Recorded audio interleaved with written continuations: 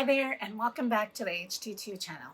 This week we aim to walk you through some steps to take to better prepare you and your family over DayLight Saving Time weekend. So sit back, relax, and get ready to learn a few tips.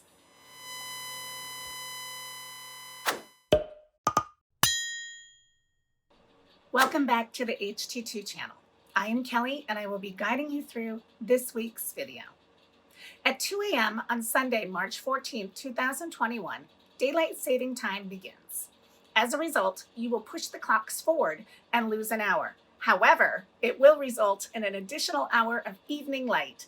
So what will you do with that extra hour of daylight? We recommend that you take that extra hour and apply it to your preparedness and emergency plans. At a minimum, take some time to check on your kits, review your family's emergency plans, and check on your life safety devices. This is an excellent time to look at your kits and determine if anything has expired, is missing, or needs to be replaced. While you are checking on your kits, take some time to add extra clothes, sturdy shoes, sunscreen, mosquito repellent, and try to keep you protected from the summer exposure and hopefully sunnier days. Ensure that the kit has everything you need. Does the kit have a comfort item, like a box of red wine or a comfy blanket? Or pick up an additional item to add to your kit. For little kids, make sure to have some items for coloring, as studies will show that children will recover much faster if given the opportunity to emote through art. Take this time to evaluate and discuss your family's plans. Do you have a robust communications plan developed with an out-of-area contact? Identified and knowing what to do.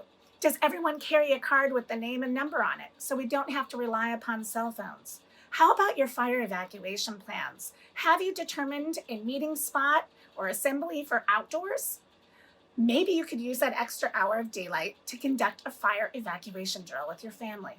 Speaking of evacuation planning, have you established multiple routes to evacuate? If an evacuation became necessary from your home, you should establish at least 2 means of exit from each room in your house. What about your finances? Will you have enough cash on hand? We will likely have no access to ATMs or banks to access our funds, so you should have small denominations of cash on hand. Now let's move on to your family's life safety plans. Make sure to replace all the batteries in your smoke detectors and carbon monoxide detectors and follow the manufacturer's recommendations for maintenance. Many manufacturers recommend vacuuming the filter areas to remove any buildup of dust and other debris. Remember to replace your smoke detectors if they are 10 years old. Take inventory of your fire extinguishers too. Make sure that you have them stored on each floor of your home and in locations that you can easily access without putting the fire between yourself and the exit. The kitchen being the most important room to house a fire extinguisher. You should have the ABC type, which will extinguish multiple types of fires. Type A will extinguish combustibles like paper, Type B is designed to extinguish liquids like gas, and Type C is for electrical fires. Check the gauges and make sure that the arrow is pointing to the green section of the gauge, indicating that it is in good working order. These are just a few samples of things you could do to better ensure the safety of your family and prepare for future emergencies or regional disasters.